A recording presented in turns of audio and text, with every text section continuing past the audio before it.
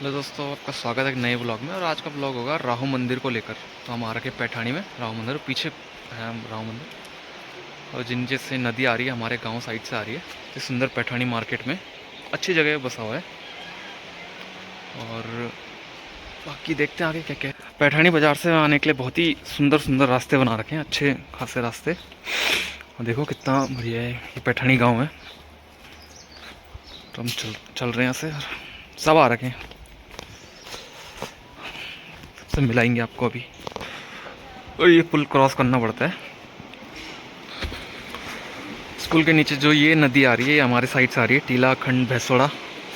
और जो दूसरी वो ढाईजली से आ रही है, ढाईजली घाट बोल सकते हो, ढाईजली से आ रही है तिरपाली से होके। और ये जो नदी यहाँ संगम हो रहा है, और जो बड़ा सा पत्थर दिख रहा है आपको सामने संगम के बीच, वो है राहुशिला। उसके बारे में बताएंगे आपको आज थोड़ा। और यहाँ से जाने लग गया हम आगे को। और ये जितना भी पानी आप देख रहे हो, ये भी हो गया, ये भी हो गया, सारा ये दूधातोली से आ रहा है पानी। जो दूधातोली की पहाड़ियाँ हैं, वहाँ से पूरा का पूरा पानी आता है। और बिल्कुल ठंडा पानी होगा अभी। ये बांज के जंगलों का पानी है पूरा, ये ग्लेशियरों का पानी नहीं है, बांज के जंगलों का पानी है। और बहुत ही 12 महीने रहता है। और जब बीच में बहुत ज़्यादा बारिश आ रही थी, तो जो राहुशिला है तो पूरी की पूरी डूब गई थी, तो इतना पानी आता है तो ये है शनि महाराज स्टार्टिंग में। यहाँ पे आपका दान होता है, शनिदान जो भी करता है वो यहाँ पे आता है। और सैटरडे को तो काफ़ी भीड़ रहती है। आज संडे, अगर शनिवार रहता तो बहुत भीड़ रहती। और ये जो छोटे छोटे मंदिर बना रखे हैं यहाँ पे 3, यहाँ पे पाठ होता है, जिसको भी राहु दोष जिसको भी लगा रहता है, वो पाठ यहाँ से करा सकते हैं मंदिरों में, इन मंदिरों में होता है। और राहु मंदिर है उधर। बाहर से कुछ ऐसा दिखता है राहु मंदिर। बहुत ही पुराने ज़माने का है, शायद पांडवों के टाइम का। काफ़ी पुराना मंदिर है, बिल्कुल शैली जो है सब पुरानी शैली है। ये नंदी महाराज, यहाँ पे नंदी महाराज अंदर दिखाएं आपको तो अंदर शिवलिंग है, जाके पानी चढ़ाते हैं। वहीं पे दिया है तेल चढ़ाने के लिए।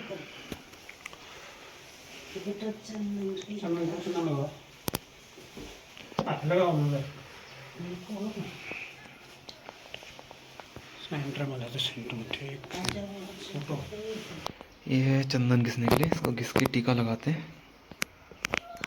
जो भी आता है। और इधर से परिक्रमा होती है यहाँ की मंदिर की, पुरानी शैली बिल्कुल। और एक चीज़ जो मैं बोल ही रहा हूँ कि ऐसा इकलौता मंदिर है विश्व में जहाँ की राहु देवता को पूरा सम्मान दिया जाता है। बाकी जितने भी मंदिर आपने देखे होंगे, या फिर जहाँ भी पूजे जाते हैं, सब नवग्रहों के साथ पूजे जाते हैं, पर यहाँ पे इनको पूरा सम्मान दिया जाता है। इनका स्पेशली इन्हीं का मंदिर है। और क्योंकि इन्होंने शिव की तपस्या की थी यहाँ, तो यहाँ पे राहु और महादेव दोनों को एक साथ पूजा जाता है। तो इसको राहु इंद्रेश्वर महादेव भी कहा जाता है मंदिर को। सौंदर्यकरण का काम चल रहा है नया।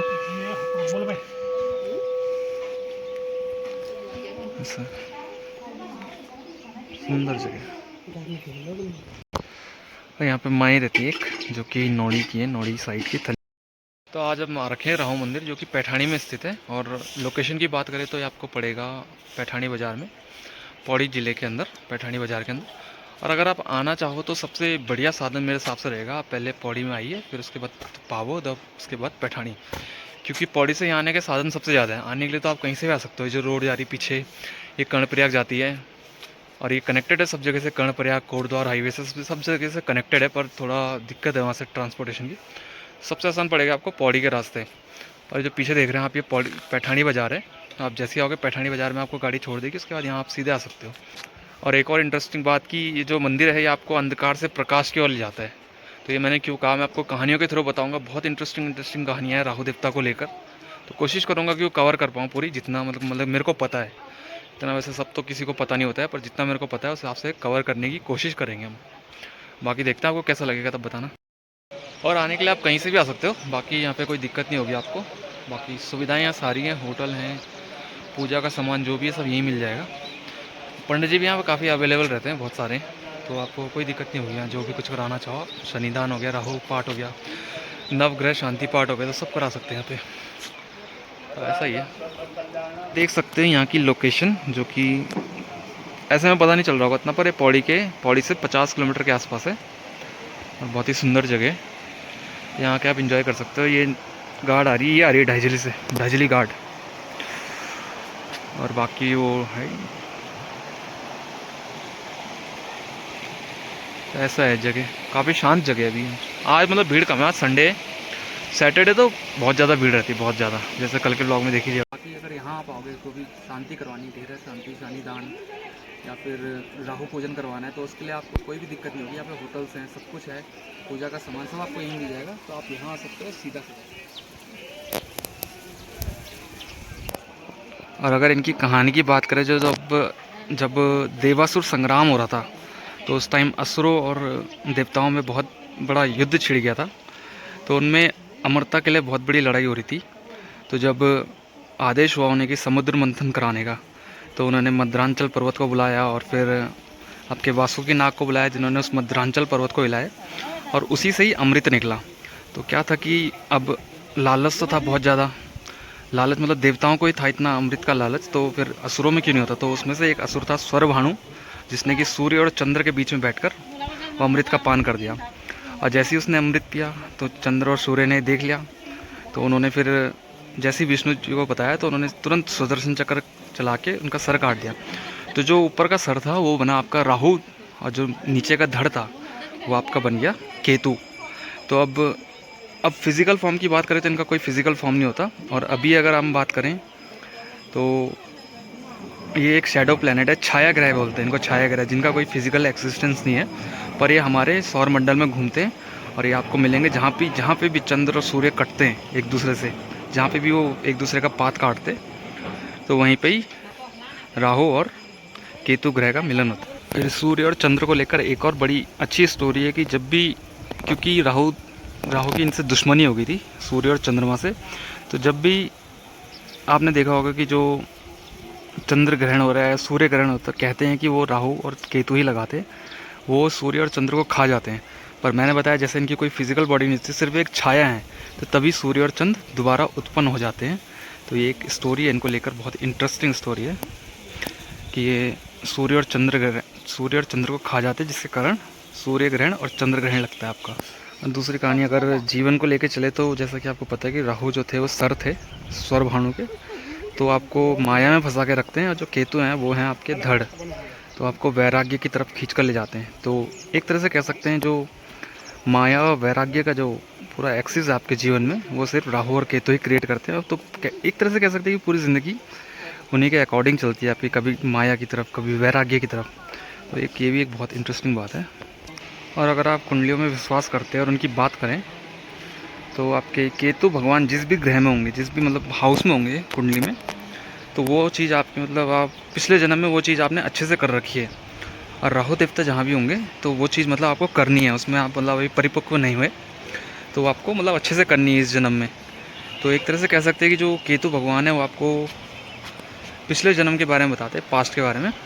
और जो राहु देवता हैं वो आपको फ्यूचर की तरफ संकेत देते हैं कि आपको क्या करना है फ्यूचर में, किस जगह आपको, जैसे अगर आपके पढ़ाई के उसमें क्षेत्र में होगा तो इसका मतलब साफ है कि आपने पिछले जन्म में अच्छे से पढ़ाई नहीं की है, इस जन्म में आपको पढ़ाई करनी। जैसे आपका अगर वो हाउस में हो, किस हाउस में, फैमिली के हाउस में हो, तो आपने पिछले जन्म में फैमिली से रिलेटेड अपनी जिम्मेदारी ढंग से नहीं निभाई है और वो आपको इस जन्म में अच्छे से करनी है, तभी आप उनके उससे दूर हट पाओ।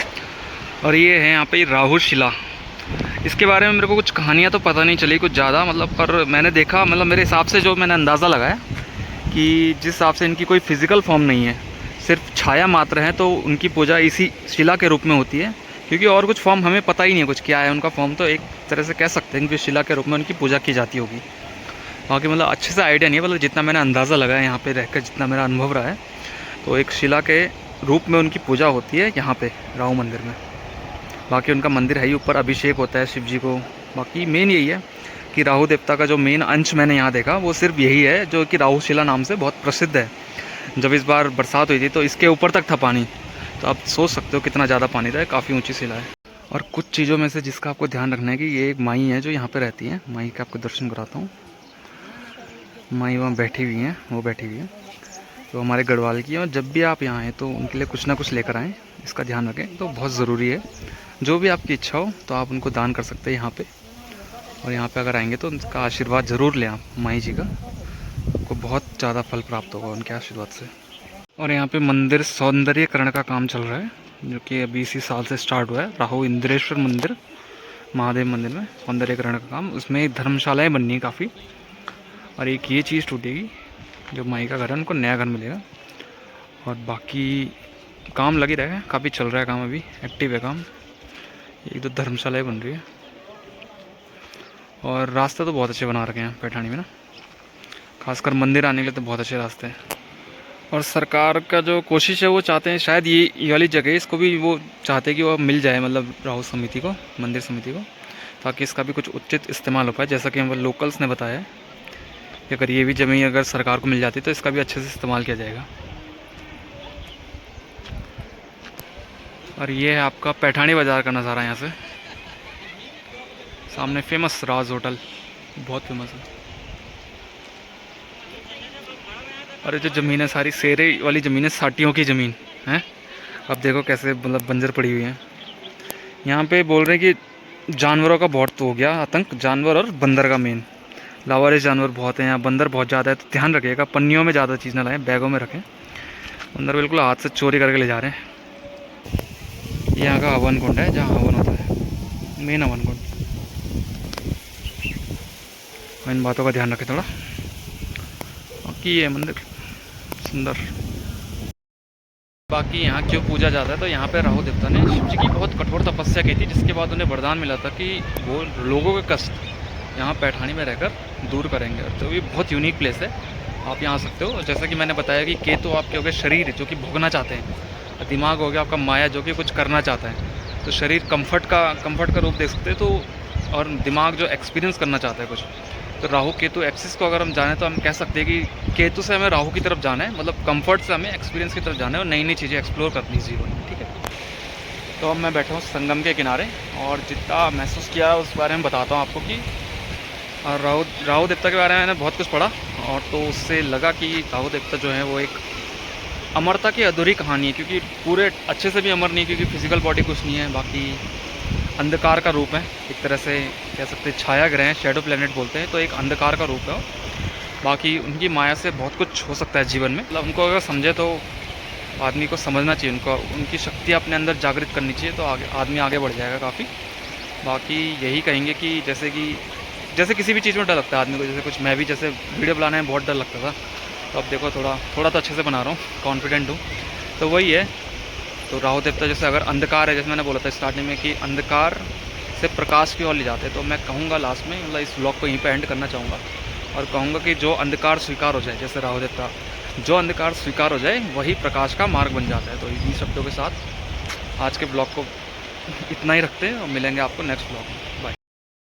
कि अभी मैं वीडियो एडिट कर रहा था ये वाली राहु मंदिर वाली, तो जितना मेरे को पता था मैंने बता दिया। बाकी सारी चीज़ें सही तो नहीं होती हैं, और जितना हो सकता था, जितना मैं जानकारी इकट्ठा कर पाया उतना बता पाया।